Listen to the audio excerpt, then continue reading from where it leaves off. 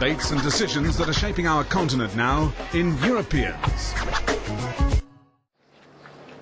It used to be that when Sjoerd Snoek put to sea, he was after fish. But the Dutchman from the tiny port of Urk sold his 4 fishing trawlers a few years ago and bought a smaller boat. Now he takes tourists and locals on short trips. Sjoerd Snoek has 3 sisters and 9 brothers. Like most families from Urk, the Snoek family is a large one. Urk is well known in the Netherlands for its inhabitants' traditional lifestyle and deeply rooted conservative Christian convictions.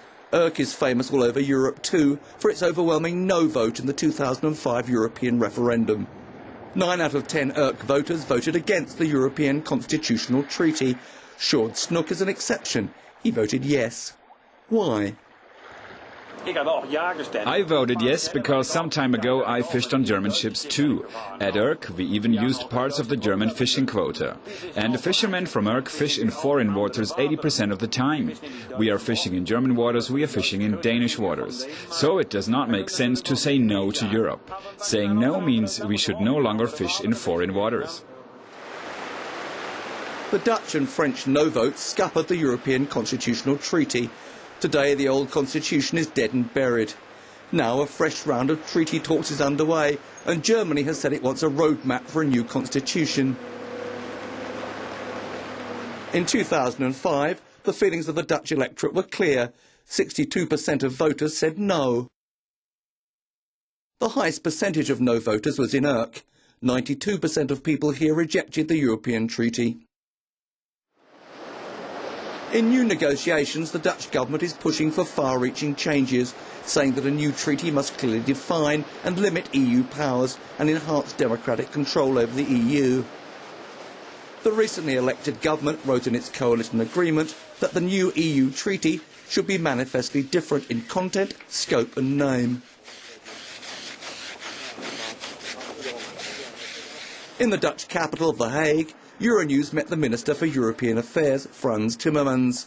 His message is that the Netherlands wants a treaty, not a constitution.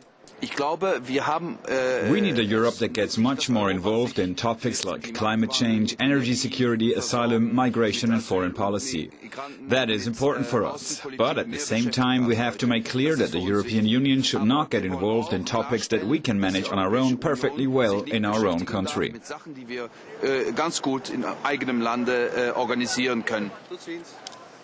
If the EU partners agree a treaty without constitutional elements, like a European flag, European anthem and other symbols of a state, the Dutch government will try to get the new treaty ratified by Parliament, thus avoiding another referendum with an uncertain outcome. One lesson of the past is not to trust opinion polls. Before the 2005 referendum, polls in the Netherlands indicated that people were positive about the EU, but the vote for the constitution was overwhelmingly no. Right and left-wing parties are riding this Eurosceptic ground wave. Harry van Bommel is a left-wing socialist member of Parliament, one of the forces working against deeper EU integration. What's his reaction to the government's proposals on a new EU treaty? Our government is allowing veto rights to be taken away from the nation states. When there is a new treaty that is resembling the old treaty in just a large way, a bit, then I think that we should have a referendum in the Netherlands, and my party will call for a referendum in that case. Back in Urk, the fish auctions are underway. They are among the biggest in Western Europe. Most of the fishermen refuse to talk to EuroNews. They're not interested in Europe, nor in the European treaty that's about to be discussed. The town of Urk raises an important point. Can any European treaty reconcile itself to the needs of local communities as well as national ones? Paulus Fischer voted no in the 2005 referendum. The other member states of the European Union should not be allowed to make decisions interfering in the internal affairs of another member state. The main source of income for Urk is fishing, and it should not be possible that non-fishing EU countries participate in decision-making regarding fishing issues. The EU can often find itself a scapegoat for all manner of setbacks. According to Urk's mayor, local people feel they are overruled by distant technocrats and bigger EU members.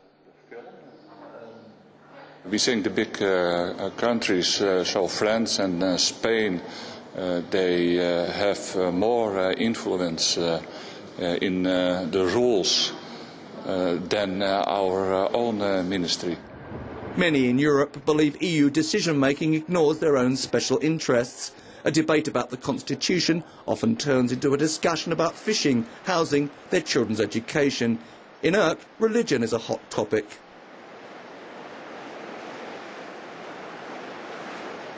Local Reverend Van Dijvenbode opposed the constitution because it did not mention God.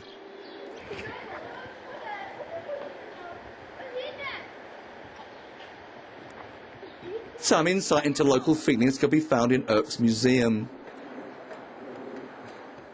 Urk was only connected to the Dutch mainland in 1939. Before that it was an island, an isolated community of Calvinists. Museum director Hans Besseling agrees that religion still plays an important role in the community.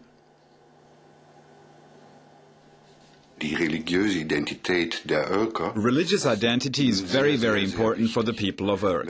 Joining a huge supranational EU conglomerate could result in the loss of this identity. And this is exactly what the people of Urk fear more than anything else.